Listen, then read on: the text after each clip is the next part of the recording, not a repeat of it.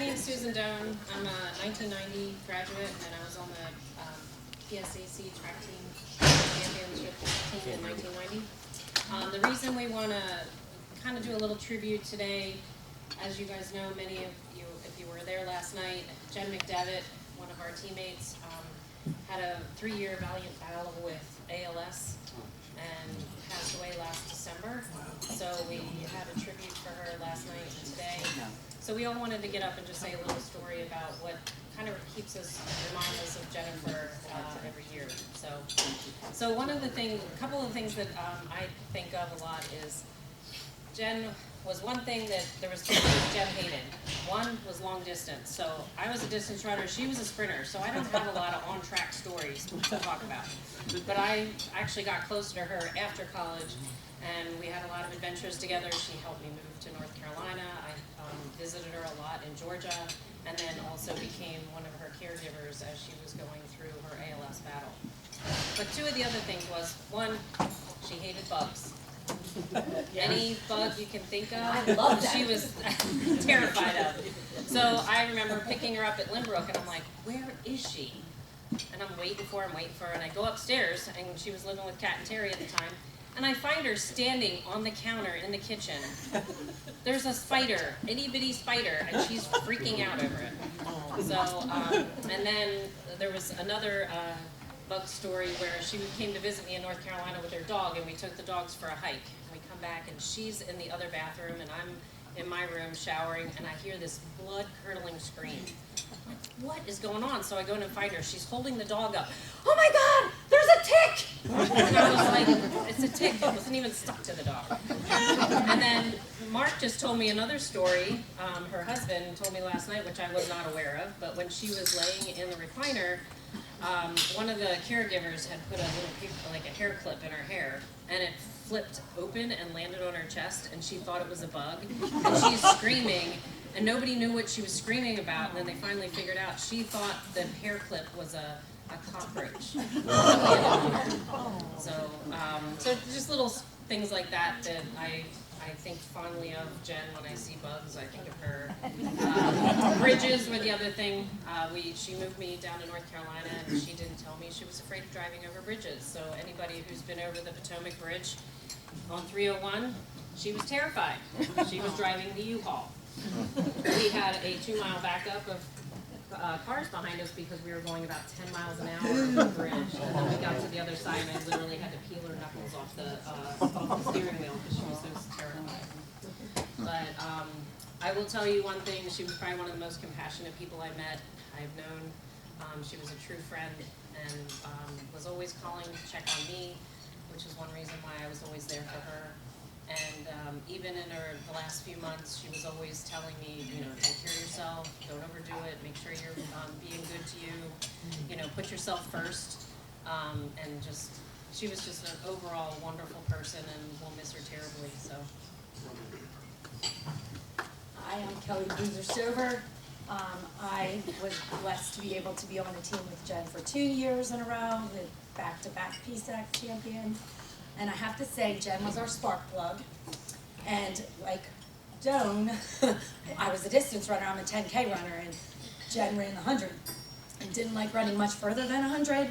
So I always thought of her as our spark plug because she started like your car's supposed to start up, and it took us a little time to get going.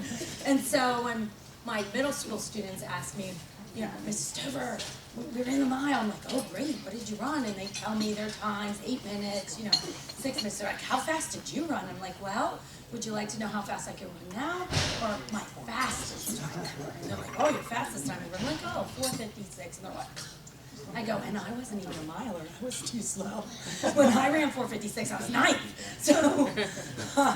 So anyway, with Jen, that was the biggest thing. My husband says too, and for anybody who doesn't know, he's a 1990 grad, and he used to say that Jen was one of the fastest people he's ever seen. Like when she would start, she was gone, And for him to recognize that, you know, a woman might be fast is like a big deal. I'm just kidding. Although he does remind me regularly it was easier for women to make All-American than men. Conversations tonight. I drive my own car, so I don't have to worry about getting home. For better or worse, buddy. We're locked in. So anyway, my biggest thing about Jen was she tended to be a little flighty from time to time. And so we went to a hotel room. And these two right here, who are also in the class of 1991, I was a freshman, Coach White used to make us sit 3 in a seat. Do you still have to sit 3 in a seat? You have coach buses, like you have your own seat.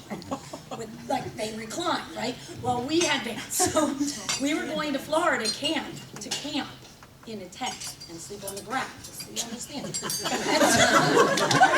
it was going to be fabulous in Coach's mind. But Coach says we're all going to go and we're going to sit 3 in a seat in a van, and we have all our stuff to go to Florida.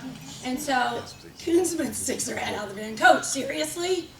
And he goes, 3 in a seat. And so they go, she goes, which ones are the smallest ones out there? And then she goes, Boozer, you're back with us. DeBerdinas, you're sitting between these two. We're like, oh, okay. This is the way I rode to Florida. Because Koonsman was a force to be reckoned with, just so you know, you didn't mess with him.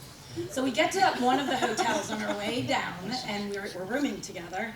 And Koonsman's like lounged out on the bed, and she's like, so in comes Jen, and Jen's like looking at everything, and she goes, oh look, there's a massage button.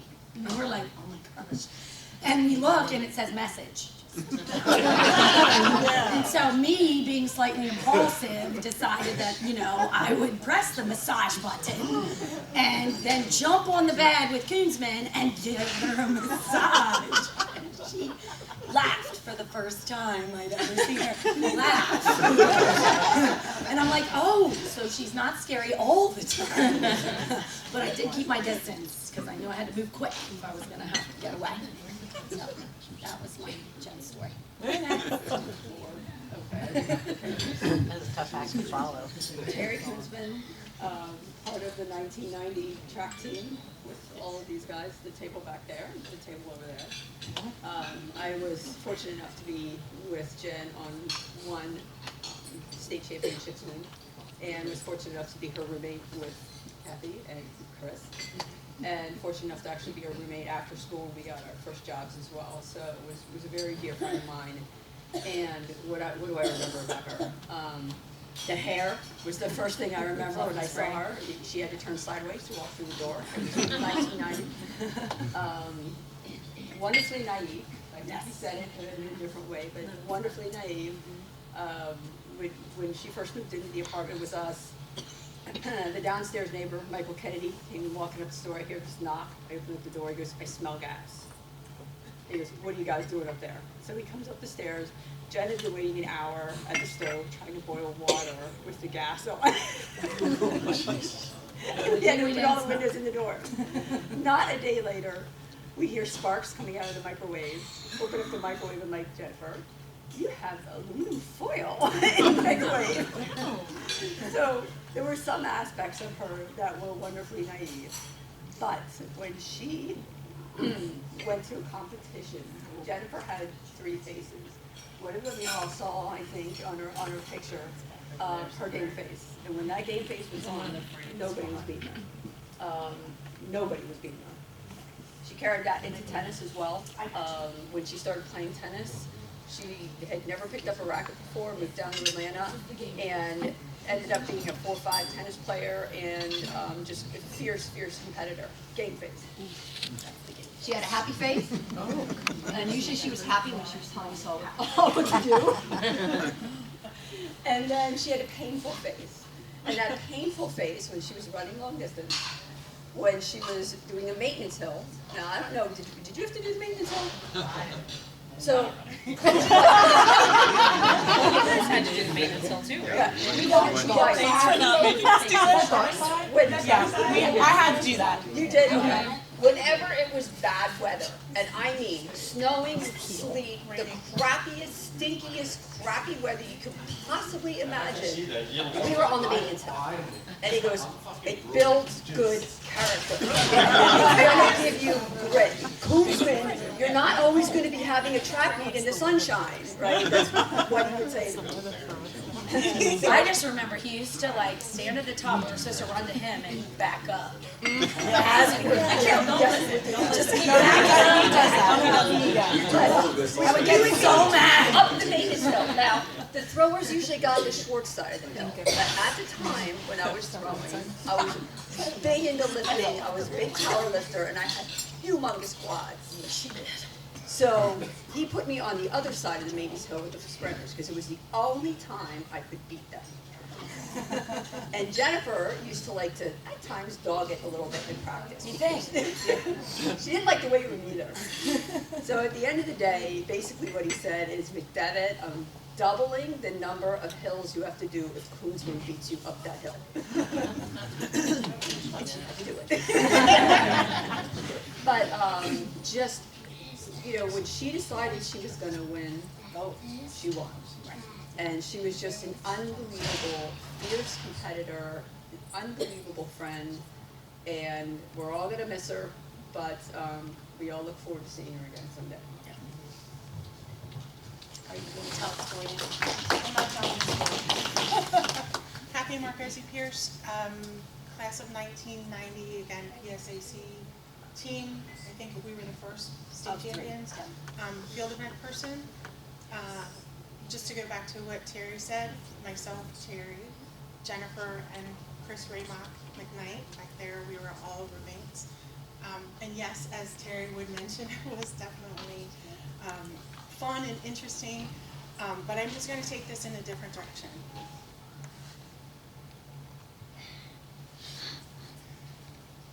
These guys are my family, and she was also my family. She was funny as all get out, and as Terry mentioned, the biggest competitor as well. She was a very religious person, she was a very righteous person, and she was a great friend, and we had a lot of fun together. She has made me some of the best memories of my life, and her legacy lives on in what she was trying to teach us over these last 3 years with her struggle.